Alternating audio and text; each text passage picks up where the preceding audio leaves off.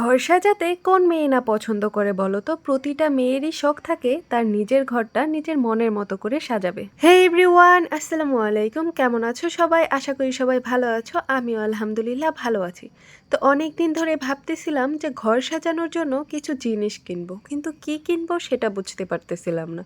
তো হঠাৎ করেই ফেসবুকের একটা পেজে এই 1000 টাকার কম্বোটা দেখে আমার খুবই ভালো লাগে আর আমি অর্ডার করে ফেলি।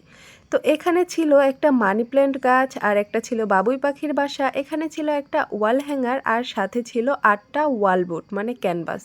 এখানে চাইলে চয়েস করে অন্যগুলোও নেওয়া যায়, বাট আমার এটাই ভালো লাগছে সিম্পলের মধ্যে, তো আমি এটাই নিয়ে নিছি। আর হ্যাঁ, এই কম্বোটার সাথেই কিন্তু একটা ডাবল সাইড টেপও দিয়ে দিয়েছিল ক্যানভাসগুলো ওয়ালে লাগানোর জন্য। পার্সেলটা আমি আরো 2 দিন আগেই হাতে পাই, বাট একা একা আমার এগুলো করতে ইচ্ছে করতেছিল না। তো আজকে যেহেতু হাসান বাসায় ছিল, ভাবলাম চলো আজকে দুজনে মিলে ঘরটাকে একটু সাজিয়ে ফেলি। ওকে দিয়ে এমনিতে ঘরের কোনো কাজই যেহেতু করানো যায় না, ভাবলাম আজকে যেহেতু একটা সুযোগ পেয়েছি তো এই সুযোগটা কাজে লাগাই। আর আজকে বেশিরভাগ কাজগুলো হাসানই করেছে, আমি জাস্ট সাথে সাথে হেল্প করছি। আর হ্যাঁ, এই ক্যানভাসগুলো লাগানো কিন্তু একদমই ইজি।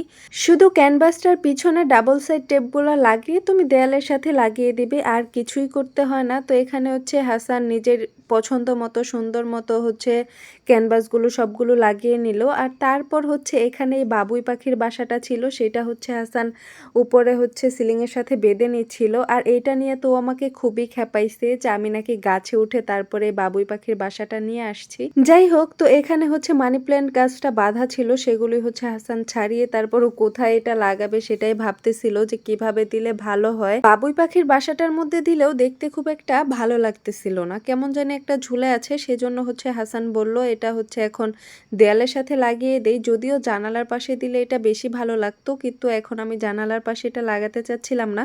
তো সেই জন্য হাসান সুন্দর মতো এটাকে দেয়ালের সাথে টেপ মেরে আটকে দিল। ঘর সাজাতে তো আমার খুবই ভালো লাগে, আর শুধু আমার না, প্রতিটা মেয়েরই নিজের ঘর নিয়ে অনেক শখ থাকে যে নিজের ঘরটাকে নিজের মনের মতো করে সাজাবো। তো এখানে আমি আর হাসান দুজনে মিলেই মানি প্ল্যান্টের লতা পাতাগুলোকে সুন্দর মতো দেয়ালের সাথে একটু আটকে দিচ্ছিলাম। আর ও এখানে কস্টিপের মাথায় খুঁজে পাচ্ছিল না, মানে কি একটা অবস্থা। তারপর আমি এখানে কস্টিপের মাথা খুঁজতেছিলাম, মানে এই সাদা কস্টিপগুলো এই একটা সমস্যা, কস্টিপের মাথায় খুঁজে পাওয়া যায় না। তো ফাইনালি এই তো আমি কস্টিপের মাথাটা পেয়ে ওর হাতে দিয়ে দিলাম। কিন্তু সব কষ্টই বৃথা, মানে এই কস্টিপটা দিয়ে দেয়ালে একদমই মানি প্ল্যান্টের লতা পাতাগুলো আটকাচ্ছিল না, বারবার শুধু খুলে খুলে চলে আসছিল। তাই ভাবলাম চলো তাহলে ডাবল সাইড টেপগুলো দিয়েই চেষ্টা করি। তো তারপর আমরা ডাবল সাইড টেপগুলো দিয়েই সুন্দর মতো পাতাগুলোকে একটু আটকে দেই। তো মোটামুটি সবগুলোই দেয়ালে লাগানো কমপ্লিট। এখন শুধু বাকি ছিল এই ওয়াল হ্যাঙ্গারটা, সেটাও হাসান ডাবল সাইড টেপ দিয়ে সুন্দর মতো দেয়ালে লাগিয়ে নিল। ওয়াল হ্যাঙ্গারটাও ছোটখাটোর মধ্যে আমার বেশ ভালোই লেগেছে, মানে একদম কিউট কিউট লাগতেছিল। তো এই তো একদম ফুল একটা সাইড আমি সাজিয়ে ফেলেছি। কেমন লাগতেছে অবশ্যই কমেন্ট করে জানাবা। আর তোমাদের যদি এই কম্বোটা ভালো লাগে বা নিতে চাও তাহলে অবশ্যই আমাকে কমেন্ট করে জানাবা। আমি পেজটা কমেন্ট বক্সে আমি মেনশন করে দিব। ছোট একটা কম্বো দিয়ে আমার ঘরের এক পাশে একদম সুন্দর মতো আমি সাজিয়ে ফেলেছি। আর আমার বেশিরভাগ ভিডিওগুলো কিন্তু আমি এখানে বসেই করি, ব্যাকগ্রাউন্ডটা একটু সুন্দর করে সাজিয়ে নিলাম এই আর কি।